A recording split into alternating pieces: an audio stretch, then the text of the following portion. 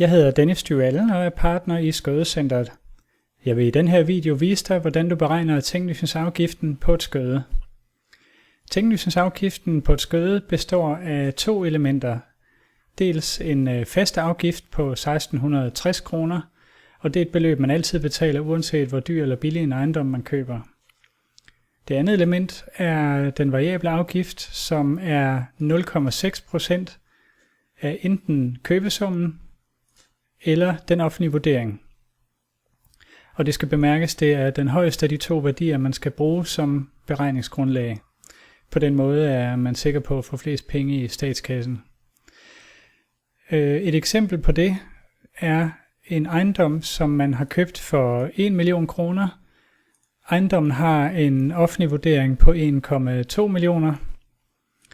I den situation skal tinglysningsafgiften beregnes som 1660 kroner, som var den faste afgift, plus 0,6% af 1,2 millioner i den her situation, fordi den offentlige vurdering var den højeste.